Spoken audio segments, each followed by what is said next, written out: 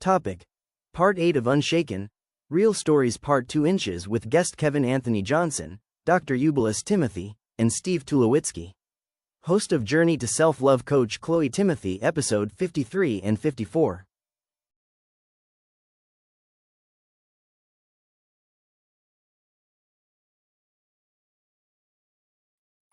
And the other thing that just popped up, which is very sweet, is Zoe, our seventh grader, just got her middle school yearbook today. And for the eighth graders, when you graduate middle school in the US, they had this whole section with all the kids' baby pictures. Just like they're in the little squares, but it's the baby pictures of the kids. And so we're sitting here saying, don't get stuck in your past. That's a recipe for disaster. And here's all this fascinating about delight. what you just said is that Robert Plant told a story about where he drew inspiration for what he created. And so in that instance, he looks to the past, but not to dwell in it or stay there, but to create something new right now that evokes new meaning out of that past. Back some of the incredible voices you heard throughout the series. Trusted coaches, leaders, amazing humans, my brother, and all of them I deeply admire and value them. You'll hear what these conversations did in them and some of the truths that unfolded in their lives, and my life too.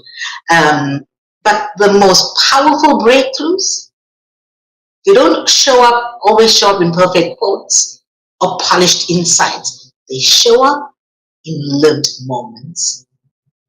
So, to Yubi, KJ, Steve, thank you for walking this journey with me, and thank you for closing it with your truth. So let's take a quick break, and we'll be back, and we'll jump right in there.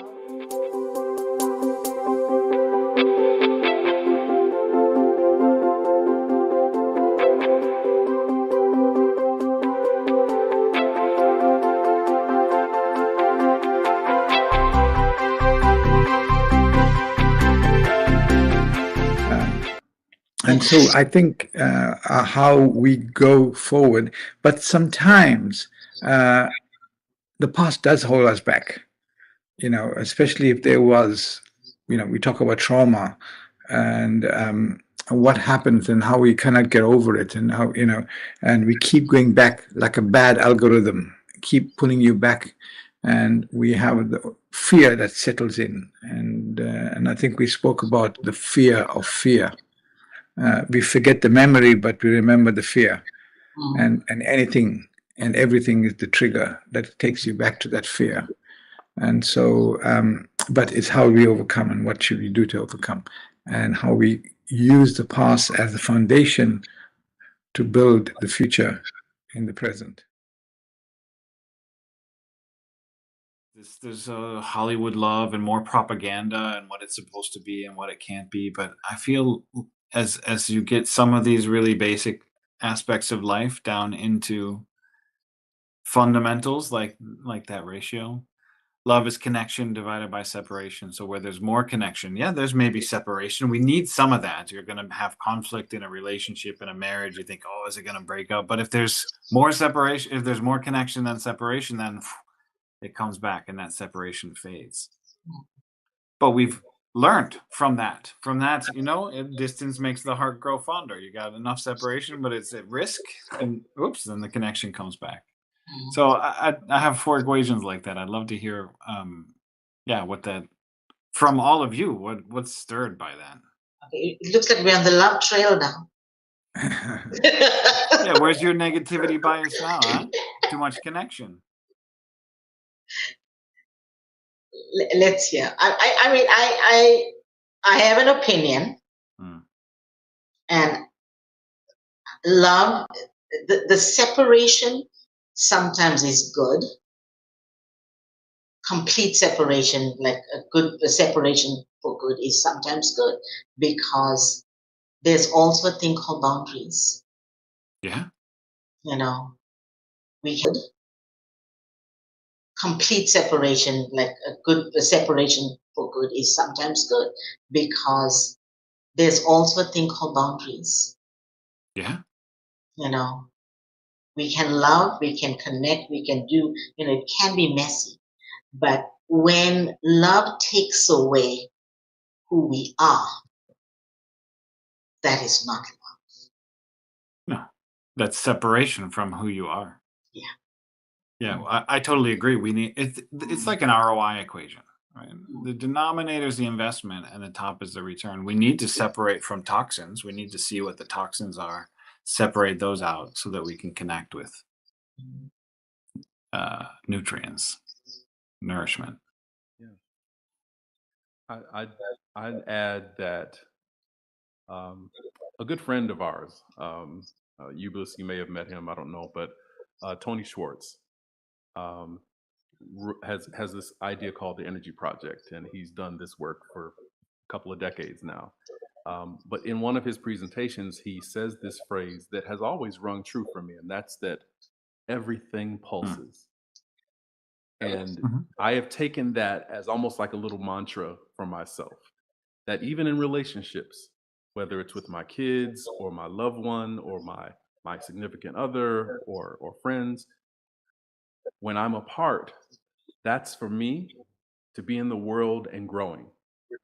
When we're together, that's when we're to share.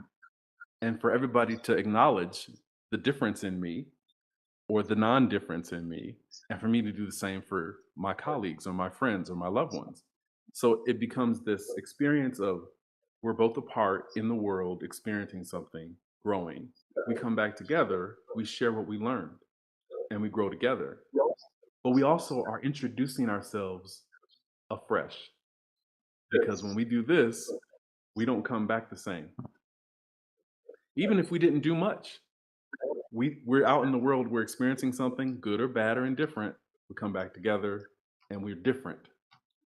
It may not always equate to growth as we think about it, but difference. And to me, that's healthy.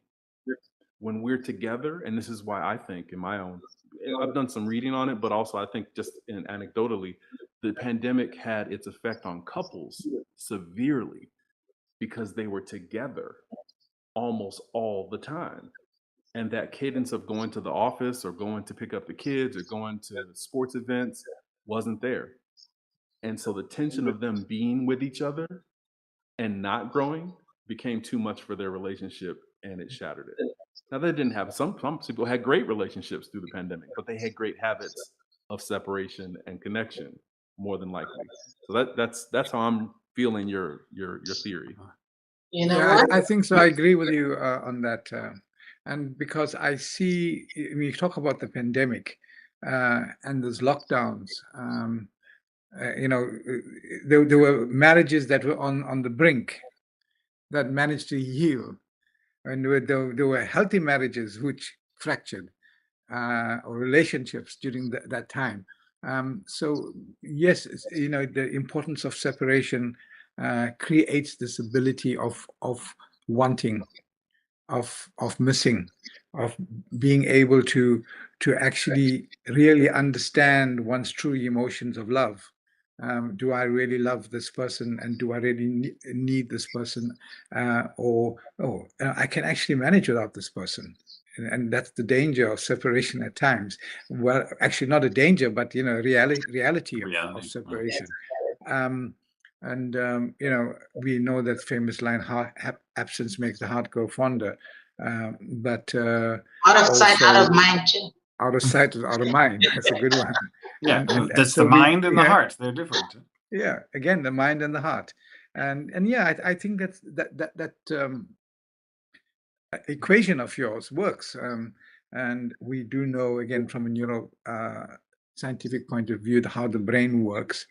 The more you're in contact with, the more, there's that famous line that neurons that fire together are wired together, meaning that there's a stronger link, and that builds on. And of course, it is also the negative side to that as well. But we look at how it affects love, and let's not break into song. I know there's so many songs that we can go to, since we tend to be going towards music, which is important, which again, and we go towards music because that's part of who we are as a species. You know, we have the ability to create music, and we are the only species that can do that. And we can write it down and record it and keep it for posterity so others can hear it or share the world. And it stirs in us, you know, when we listen to music that are inspiring or even, you know, uninspiring. But yes, the connections are important, and the separations, you know, and there is that equilibrium that is required, you know. And what is that sign that you use in the equation before you put an equals to? You know, what is that factor, you know, that keeps the separation and the the contact, you know, in its perfect union. Yeah. I'm just wondering if the next series is going to be about relationships. Or music. Or I don't know about music. music, but I don't know about Or relationships. food. Talk about music. I just want you guys to know that on Sunday evening, I went to the final finale of Johnny Mathis. Wow is right. Wow is right. And you know, talk about the past and how it shapes us. Every time I sit at the piano, and KJ, you're gonna know this. You'll know this too. KJ, maybe you, because you listen, you had more contact with music. Every time I sit at the piano, you know, I'm playing Misty. I've been playing. That was the first jazz piece I played. It's the song that got me into the jazz program in South Africa. I didn't know how to play jazz. I tried, I figured it out. I added a major seventh chord here and there just to make it sound good. Darius loved it. He said, okay, you're in the program. Because it's a go-to song, I don't play it. I force myself not to play it when I sit at the piano. Force myself. Like, you know, just like, it's the only song that I can play without even thinking, and I never need music. I forgot about it. And he sang it. Look at me. Oh my God. I came back home. It was 11 p.m. at night. I sat at the piano and I played Misty. Talk about the good moments, the joys of the past that exist there, that we forget and we want to push it away because life gets in the way and the messiness gets in the way. You know, those moments of joy, Steve. Well, I think that, I mean, music is pure. Maybe it's audible, but it's also, you know, physical. You can feel the vibrations. It is pure connection. I mean, one chord of Dazed and Confused on the bass, you know, from that movie last night about Led Zeppelin. It just it connects all of us instantly back with ourselves and with each other, and disconnects, separates. Maybe there are bad associations as well, but it's you know, smell is like that. But I think music is, you can't smell over the radio. They're trying to do that, but there's something really really magic about it. You think Chad can do that, Steve?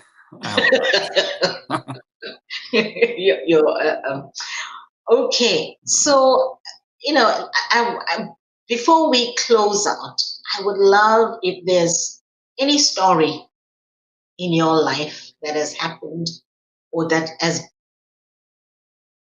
emerged or evolved or reinvented something just from the things that you've shared. If you all can, I have something to share as well, so I would love for you all to just share. Just to inspire people to remain unshaken even when it's chaos, and that there's hope. Well, I mean, you want to go, KJ? Oh, you're gonna slap me back with the Go for it. pickleball paddle? Yeah, okay, he's slapping you there, right? We're talking about love and stories, and so the story that I can't you know, there's no other story that comes to mind than the night that I met Celine, my wife. February 7th, 2004. I was in London with my sister because it's her birthday's February 6th. So she said, want to go to London? It's $300 on British Airways. And I said, sure, I'll book a lousy hotel and meet you there. And then my wife, her birthday's February 8th. She lived in Amsterdam, born and raised. Her best friend took her to London. It's like 45 minutes. I'm sure it was even cheaper than $300.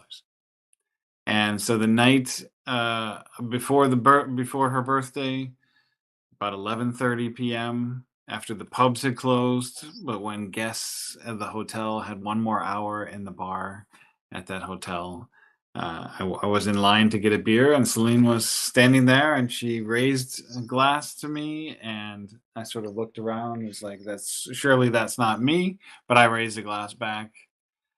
I went back to deliver the Guinness to my sister that she'd ordered, and I came back around, to talk to Celine, and there was this whole group of people around there, but our eyes met, and she sort of, split the sea of people that were talking with them, and we connected and started having a conversation. We stayed up until about 5:30 in the morning. There was Norma and Jenna on their 5th wedding anniversary. They were from Boston. They have tiki torches in their yard, and they throw parties. They had stupid human tricks. Jenna could rest a wine glass on her foot, like put her foot up like this and rest a wine glass. Norman could pick up a quarter with no hands and drop it into a pint glass, amongst other things. There was Tassos Papakostas, this older Greek businessman who happened to be there as well. Shared stories. He was mostly watching. There were 2 Canadians who disappeared and went off into the night and came back a few hours later. One of them earned the nickname Kotsbaard.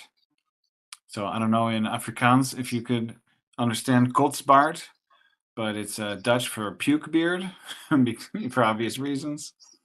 There was Barry, who was Irish, and nobody could understand a word that Barry was saying. But somehow in the night, he disappeared, turned into a snake, went under a fence, and came back from the bar with some kind of bottle of liquor that he drank. And then Saskia is Celine's best friend, and my sister. We just hung out in the lobby, and magic happened that night. Connection happened. I got home a few days later. I sent her an email with some pictures I had on the digital camera. She wrote me an email back and says, I was interested in you. I've never been to the United States. And 9 days later, she came, or about 6 weeks later, she came first trip to the US. Our first date was 9 days long. We went to Las Vegas. I went to work and I said, I guess I'm taking the next week off, or you're going to have to let me go because this is what's happening in my life. So there's like this power of something that's unshakable, completely unexpected. I went for a long weekend to take my sister to Waxy's Little Sister and some of my favorite places in London. And this, we just passed the 20, let me do the math right, 21st year of our meeting. So that's what comes up for me: unshaken, unstirred. Well, not unstirred for sure. We've been stirred, but we remain unshaken. Thank you for sharing that. That is your unshaken. You just replayed the movie, and you accessed your moments of joy. That's your unshaken movie. Thank you for sharing. Well, if you're going to talk about movies, so today, which is the 20th, it's here. I'm in South Africa, so it's Friday the 23rd, and you guys are still there in the past. Okay. So, 22 years ago today, I was at the Cannes Film Festival. The festival is on at the moment, and with my movie Othello, Shakespeare's Othello. It is a South African version of the famous work by Shakespeare, and it was 50 years since Orson Welles was there with his Othello. So it's like 73 years ago that he was there. And I decided to go on to my first movie ever and to make it, and everybody says, no, it's impossible. Who are you? Where did you come from? You have no knowledge of film. How can you do something like this? And of course, Chloe will tell you that don't tell me I can't do it. So and I we it's so much so that I get a call one day, and I remember sitting in my house and I pick up the phone. And it is Lou Gossett Jr. And he said, listen, I heard you doing this movie, Othello, and I want to play the lead. I said, oh, wow, I would love you to play the lead, but we got no money, and we're doing it on a shoestring budget. And so I had to go and go to all the production companies that make commercials and get the short ends of the movie film that they haven't used. And that's how we made this movie. And my lead actor was Selma Kakanube.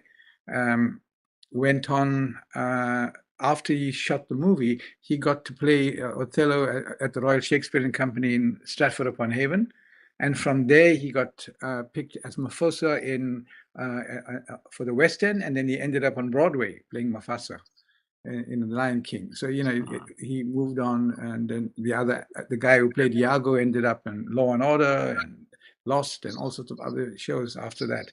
But I remember sitting on the beach on the day, 23 years ago, about to go see the film. And then this woman comes over me and she stands and says, are you Eubulus? And I said, yes. She said, oh, Diana was one of my actresses. Said I must come and say hello to you. And I look up, it is the famous Aishwarya Rai, the Indian superstar. And she said, oh, can I sit down? So she sits down and starts talking to me. And then 2 minutes later, Shah Rukh Khan comes and he sits down. And we're having this conversation. And then my friend Shan Mudli, he comes and sits, and the four of us are having this surreal conversation, in a place that is surreal anyway, which is the Cannes Film Festival. And what it did show me was that anything is possible, as the song says, if you truly believe, and you can do things that make you walk on water, because everyone says, who are you? Why can you do it? You're not the right color. You're not the right person. You're not from the right place. You have no knowledge of film, and so I truly believe that, and if anyone's watching out there, if you believe in something in your heart and you really want to do it. And you know what? If you fail, so what? It's okay. You tried. And the worst is to be a bitter old person sitting there and said, if only, if only, if only. So. Wow. There's two powerful stories, Unshaken and Stirred. Anything is possible. KJ, bring it. Well, yeah. The story is actually 3 stories rolled up into one, and these are some things I want to just kind of lead in with the idea that shaking and being shaken isn't always, it could be perceived as a negative, as a destructive thing, but I've come to see shaking moments in my life as shaking my architecture, shaking my identity, so that things that don't belong there don't stay. And those things that are not fundamental or foundational to my identity are shaken away. So the 3 things that happened to me over the past 10 years are 2015, I found out who my birth mother was. I've been adopted since birth, and I was adopted at age 2 by my adoptive parents. But there was no access to this data until 2015, who my mother was. I found out who she was in 2015. 2018, I find out through 23andMe who my father is, and I get to know that side of the family. And so these 2 moments were fundamental shakings of my story, who I was, who I thought I was. And I had a choice in that moment to decide to stay with that old story or to explore the new one. Because there are now 10 new siblings. 10 had passed away in the time of my life, and both of the parents had passed away. But I had 10 siblings that could tell me a new story about where I fit into their story. And I could assimilate that into me, or I could just keep on moving. And I chose, and I think it's become kind of an artifact of my own inner culture, I chose to embrace the new emerging of who I was. And I think there's a level of, I think, spiritual intimacy that I formed because I had to figure out who was I, even without the story of my adoption, which had been everything that I knew about up until age 45. And if I could let go of the story of who I was as an adopted kid and figure out who I was as a part of this new family, I had no idea what was on the other side of that. And add the complexity that I have a younger brother who I grew up with in my adopted family. And I have cousins and aunts and uncles from the family that I grew up in that I don't necessarily want to abandon, but I want to bring them in on my story. And so this whole idea of what do I cling to? What do I let go of? How do I allow myself to change and still stay my essence, as we talked about earlier in our conversation? And so I think these events, along with an ayahuasca experience in 2021 during the pandemic, began to unravel this illusion that my personality, my identity was fixed in some way. And we believe in transformation, but this is where the rubber meets the road, right? So it's easy to look at someone else and say, oh, I can see you making a big change in your life. It's another thing to be shaken on your own identity and have to figure out, what is the transformation I want to embrace or avoid or hide from? And this last 10 years has been this constant navigation of, how much control do I have? How much control do I want? How much risk do I want to engage in? How much fun do I want to have? How much am I afraid in these moments? And some folks will look at my life and tell me I live a risky life. My brother even told me that I live an itinerant life, like a nomad, which was kind of funny to me. But also, some people have accused me of going off script, to which I happily agree with, because who the hell wrote the script for me? And I think the story of this and the way I wind it up is that when something gets shaken, I get to say what I keep, and I get to say what's mine. And I get to throw away what I want to throw away and never look back on. And to me, that's agency. That's my autonomy. That's my sovereignty as a man, as a human. And if you're being shaken, realize you have choices. You have choices about how you deal with how you're being shaken. You have choices about what you want to keep and what you want to toss away, what you want to integrate and what you want to eliminate in whatever way that happens.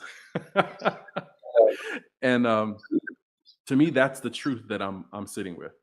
You know, shaking doesn't mean something's happening that's wrong. It just means something's being revealed. And I get to do what I want to with that revelation. So, is your movie called Shaken? Movie, Chloe? Not stirred. And not stirred? Shaken and stirred? Or shaken and the revelation in being shaken? The revelation. Shaken and bacon. Shaken and bacon. Shaken and bacon. Okay, shaken and bacon. We're shaking and baking. We're cooking something out of Yeah, this there's mess. a meal here. It's all about metabolism. It's a meal. It's coming back to that. Metabolism. Okay. Uh-huh. It's coming back to metabolism. Yeah, that's what I'm saying. It's coming back to metabolism. Okay. We are at the top of the hour here, and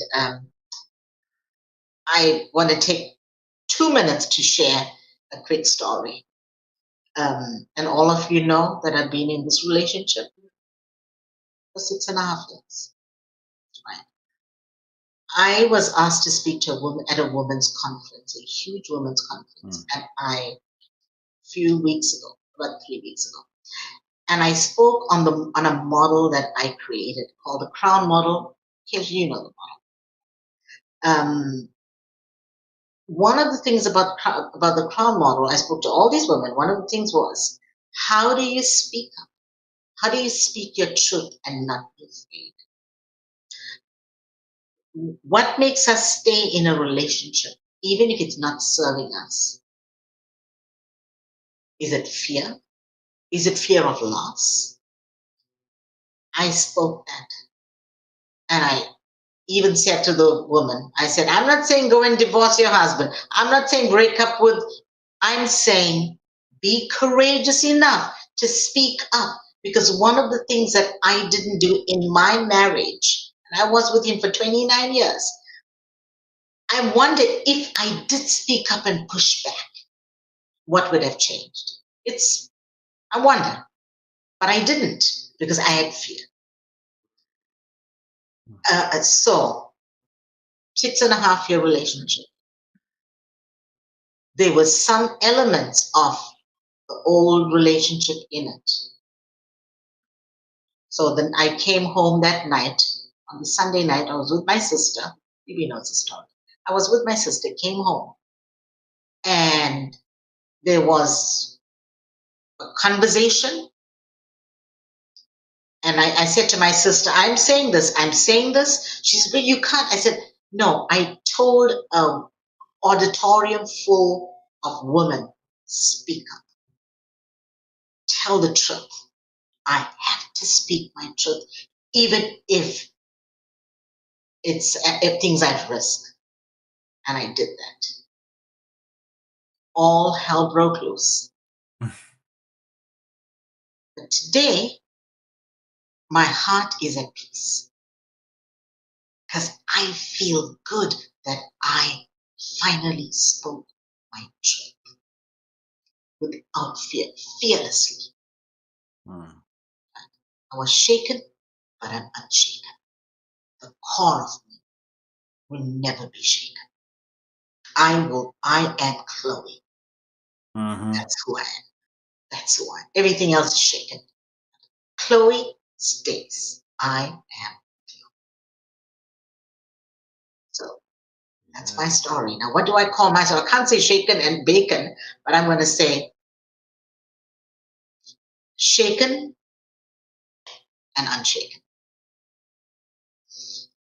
So thank you, all of you. Thank you so much for your stories, for sharing your heart, for being so open, vulnerable, real. And I'm sure all your stories, all these stories here are resonating with someone. So thank you again for the time and for being on the show. Well, you're going to come back. I think the next series is going to be on relationships. I have a feeling. But let's see. It's a journey of self-love in relationships. So, okay, so everybody out there, what you just heard wasn't a conversation. It was really a mirror of what it means to stay soft in the chaos, to be shaken in the chaos, to choose self-honesty over self-protection, to be honest with ourselves, to walk forward unafraid but not unwilling to go back to those moments of joy, like we talked about, to find those moments of joy. And if there's anything I hope you carry from this series, it's this year. You don't have to hold it all together to be strong. You don't have to be fearless to move forward. You don't have to be perfect to be worthy of your own king. The world is going to shake.